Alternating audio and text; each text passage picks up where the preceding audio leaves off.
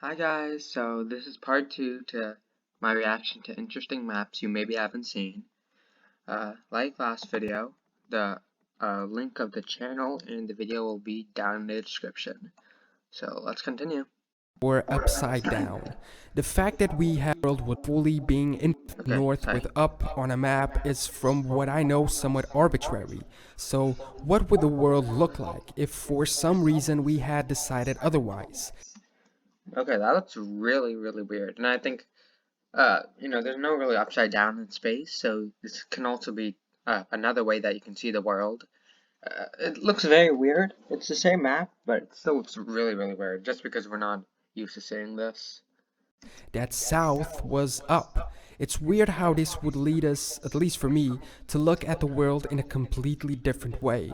Not only because it's upside down, but you see connections between countries or paths between continents more easily. For instance, the Mediterranean seems much closer to India because our focus isn't taken away by Africa as much. And I know it doesn't make much sense, but the world looks smaller to me with a map like this. Next, friendliness. In this map, we can see the attitude towards visitors.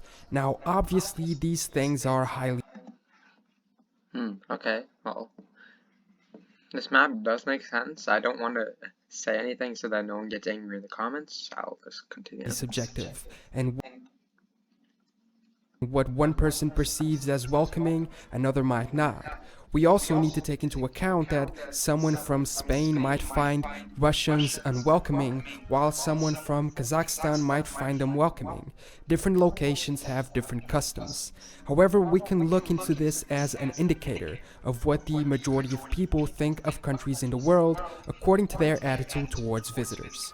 Canada, Ireland, Belgium, Austria, Iceland, New Zealand, and Portugal are amongst the most welcoming. Mainly the European countries, but also Australia, also New Zealand and Canada. And you can see that this has a less welcoming uh, attitude to visitors, mainly because most of the visitors might be from rival countries like US and European countries. While Iran, Saudi Arabia, Bolivia, Russia, China, and Mongolia are on the opposite end. It's interesting to see that either on the top or the bottom results, the countries aren't all of the same types of culture, leading us to believe that their differences are more of local customs than anything else. And what may sometimes be interpreted as being rude or unfriendly to visitors might not really mean that for local people. Keeping with a country ranking type of map, safety. The Global Peace Index measures the national peacefulness in each country. Curiously, a lot of the countries Okay, I think this makes sense. I expected a lot of European countries to be on this, and I also expected Canada and Australia to be uh, pretty much very high on this. I don't know exactly why Russia has such a high, uh, uh, such a low, global peace index score. I can understand why the U.S. is in the is medium, since there are a lot of shootings here. But let's continue. who are most welcoming to foreigners are also the safest. The top 5 include Iceland, New Zealand, Austria, Portugal, and Denmark, while the 5 least safe are Syria, Afghanistan, South Sudan, Iraq, and Somalia. That makes sense, especially Afghanistan, since well, this is before the Taliban took control, but like the Taliban was still pretty dangerous over there. So The GPI measures global peace using 3 criteria: the level of safety and security in society, the extent of ongoing domestic oh, that's why Russia is red, I guess, because the European countries, along with the U.S. and Canada, are not very welcoming to Russia. And I guess that's why Ukraine is also in red, because it had the threat of being invaded by Russia, which is now justified since they have begun their invasion. and international conflict, and the degree of militarization. In general terms, the world has become a full 2.14% less safe in the past decade, with growth.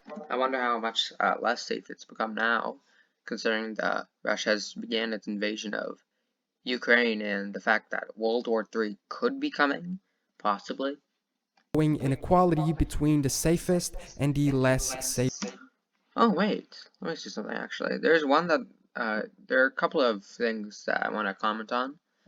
Well, two really in general. I don't know why South Korea has a very high state of peace. I'd be pretty terrified if North Korea was right on my border, considering it's like, the most probably the most hostile nation on earth. And kind of the same thing with Taiwan, because since it's always kind of risking an invasion, has like a possible invasion from China to take over Taiwan. Safe countries. Next, China.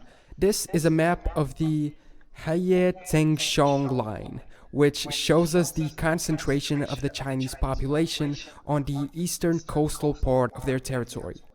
Yeah, so I'm pretty sure like something like 94% of their territory, of their population lives in this territory. I think that's pretty insane that like half of their territory can be taken away, and they still have like and their population would still be in the billion. I think that's pretty cool. I don't know exactly why it is, but I think this is like less suited for agriculture, and I also think that this one is more suited for agriculture and is more technologically advanced. You can see kind of a similar thing with the U.S. Like in the middle of the U.S. is definitely where its least population is, probably, because you have places like Wyoming, which has like a very low population, along with other states like North and South Dakota. But anyways, let's continue. On the right side of this line, 94% of the Chinese people live and work. The western side has 57% of the area, but only 6% of the population. Okay, so this is where the majority of the area is. So I guess if you want to punish China for whatever reason during a war, you probably want to take away this side rather than this side, because even though this has the majority of the land, this has the majority of the population. And usually taking away the population hurts more than taking away land, mainly because, the more people there are in a country, usually the more wealthy the country tends to be, usually. And there are a few reasons for this such uneven distribution. One of them is terrain. Part of the interior has mountains, which makes it hard for transportation, agriculture, and even industry to develop. This leads to less jobs being available in those regions. Some of the interior also has somewhat inhospitable climate, leading the people to the coast. And finally, most countries we know have one capital. At most, sometimes the most well-known or biggest city isn't the actual capital.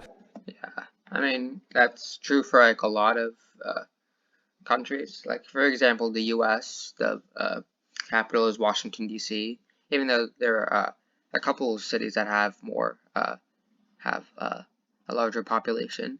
And that's also kind of true with states inside the US. Because if you see the states inside the US, rarely is the most populated city. Well, maybe not rarely, but often the most populated city isn't the capital. Like, for example, where I live, North Carolina, the capital is Raleigh, but that isn't the most populated city. It's the second most, but the most populated city is Charlotte. And I think the most populated capital city in the US is Phoenix, Arizona. Like, a lot of states don't really have its capital city as its most populated city, and there are a couple of reasons. Usually there might be like a historic reason.